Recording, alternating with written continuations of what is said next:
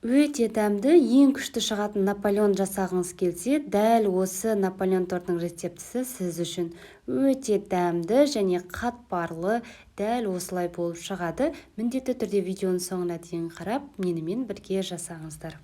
Алдымен ұнға 82% сары майды холодильникте тұрған сары майымызды салып, қолымызбен крошка жасап аламыз.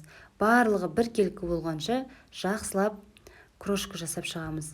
Сары майдың барынша 82%, яғни проценті жоғары болғаны дұрыс. Біздің қамырдың дәміне әсер етеді. Міне барлығын крошка жасап алдық. Енді бізге керегі сметанаға қопсытқыш салып, жұмыртқаның сарыуызын, яғни желтокты қосамыз. Ақуызы қажет емес. 2 желтокты қосып, араластырамыз массамызды. Бір келкі болғанша жақсылап араластырып аламыз. Кішкене көпіреді, яғни қопсытқыш, яғни разрыхлитель салғаннан кейін кішкене көпіршіктенеді. Сосын крошкамызға салып, қолымызбен қамыр илейміз. Барлығы біріккенше жақсылап әбден қамырымызды илеп аламыз. Қамыр өте нәзік, жұмсақ, пластилин сияқты қамыр шығады. Сосын 8 бөлікке бөліп, домалақтап, бетін ауа кірмейтінде пешевой пакетпен немесе жай пакетпен жауып, холодильникке кем дегенде 5-6 сағатқа немесе бір түнге, яғни түнде жасап, ертесі күнге дейін қалдырамыз холодильникте. Одан көп уақыт қалып кетпесін, яғни бір түнге немесе кемі 5-6 сағатқа. Уақыт өткен соң пергамент қағазына әрбір бөлігін осылай жұп-жұқа етіп жайып аламыз. Міне жұп-жұқа етіп жайылған қамырды домалақ пішінмен, менде 22 сантиметрлік шеңбер, дәл осындай кесіп шығамыз. Пешті алдын ала 200 градусқа қыздырып қоямыз. Қамырымыз көтеріліп кетпеу үшін осылай әр жерінен шанышқымен тесіп шығамыз. Алдын ала қызып тұрған пеште 200 градуста сарғайғанша пеште пісіріп аламыз. Міне барлық корждарымызды пісіріп алдық. Әбден суытамыз. Шететіндегі қамырлары жан-жағын қаптауға қажет болады.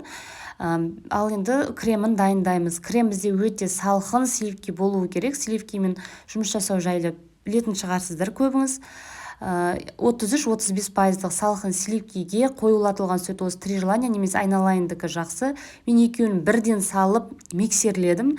Немесе бірінші сливкиді миксерлеп, яғни қатты болып тұратынша миксерлеп, сосын қоюлатылған сүтті қосып араластыруға болады. Мен екеуін бірден салып, жоғарғы скоростта қоюланғанша миксерлейміз. Міне қатты бір қоюланбайды, себебі бізде кішкене сұйық май қосқан соң, сосын сметананы қосып араластырамыз. Көп араластырып жіберудің қажеті жоқ, себебі крем сұйылып кетеді. Осылай 1-2 рет араластырып алсақ жеткілікті. Ал енді тортымызды құрастырамыз. Кальций болу міндетті емес, теп-тегіс шығу үшін осылай кальцияны мен қолдандым. Әр қабатына осылай крем жағып, тортымызды құрастырып шығамыз. Кремді барлық қабатына бір келкі жағуды қадағалаңыз. Бір жеріне қалың, бір жері кішкене жұқалау, аз болып қалмасын крем. Барлығына осылай бір келкі крем жағып, дәл осылай торттың бірден қаптауыңызға да болады. Мен осылай жинап 2-3 сағатқа холодильникке қалдырдым. Осылай жинап болған соң, 2-3 сағат өткен соң кальцияны шешіп, жан-жағын қаптаймыз.